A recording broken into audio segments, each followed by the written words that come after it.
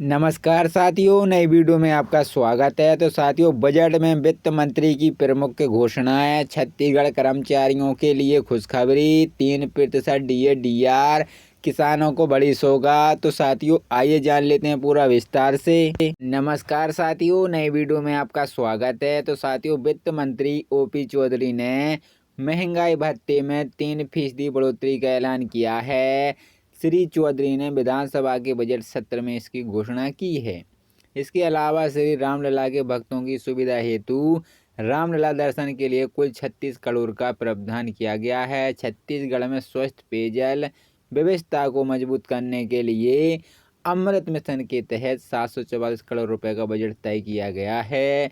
इस योजना के तहत शुद्ध पेयजल की आपूर्ति सुनिश्चित की जाएगी, जिसमें जल बीमारियों से बचाव होगा और नागरिकों को स्वस्थ सुधार आएगा। छत्तीसगढ़ के नगरीय निकायों को बुनियादी ढांचे को मजबूत करने के लिए सरकार ने 750 करोड़ रुपए का प्रावधान किया है।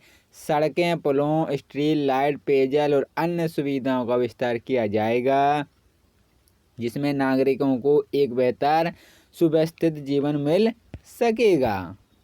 आवास योजना के तहत छत्तीसगढ़ सरकार के 875 करोड़ रुपए का बजट निर्धारित किया है। इस योजना से प्रदेश के जरूरतमंद परिवारों को पक्के घर उपलब्ध कराए जाएंगे।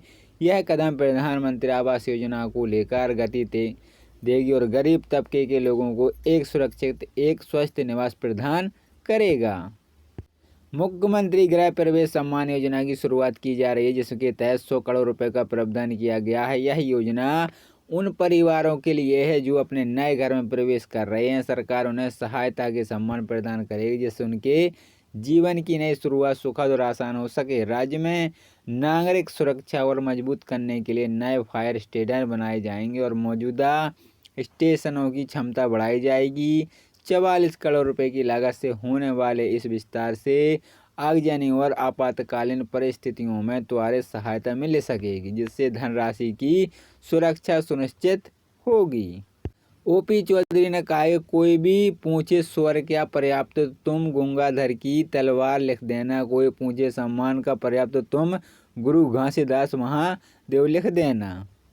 बड़े शहरों के लिए मिनी मेट्रो का विकास निश्चित रूप से हो रहा है। भविष्य की जरूरत को ध्यान में रखते हुए रायपुर में दुर्ग तथा मेट्रो रेल सुविधा के लिए सर्वेक्षण कार्य शुरू होगा। इसके लिए 5 करोड़ रुपए का प्रावधान किया गया है।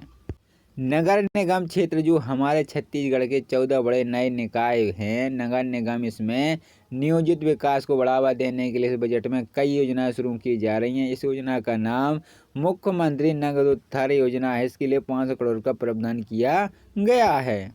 ओपी चौधरी ने कहा है कि छत्तीसगढ़ में हवाई अड्डे के विकास के लिए 40 करोड़ रुपए का प्रावधान है, ताकि अधिकतम संख्या में उड़ानें संचालित की जा सके। ओपी चौधरी ने कहा है कि सभी इंजीनियर की भर्ती न होने के कारण सभी निर्माण विभागों में पीडीएचडी जल संसाधन अभियंताओं को भारी कमी है। हमने एक साल में 600 से अधिक अभियंताओं की भर्ती की अनुमति दी है, ताकि इन विभागों में पर्याप्त मानव संसाधन उपलब्ध हो सके। ओपी ने कहा कि पूंजीगत व्यवस्था छत्तीसगढ़ में आर्थिक विकास को गति दी जा सकती है। हमारी सरकार ने सड़कों का जाल बिछाने के लिए सड़क योजना 2030 तक तैयारी की है, जिसका मुख्य उद्देश्य राजधानी से लेकर जिले तक के जिलों से लेकर विकासखंड स्तरों तक सड़कों को चौड़ा करना है।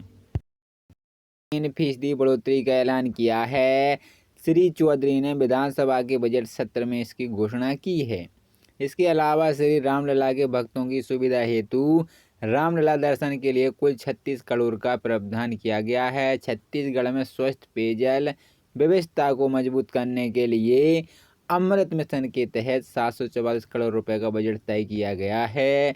इस योजना के तहत शुद्ध पेयजल की आपूर्ति सुनिश्चित की जाएगी, जिसमें जल बीमारियों से बचाव होगा और नागरिकों को स्वस्थ सुधार आएगा। छत्तीसगढ़ के नगरीय निकायों को बुनियादी ढांचे को मजबूत करने के लिए सरकार ने 750 करोड़ रुपए का प्रावधान किया है।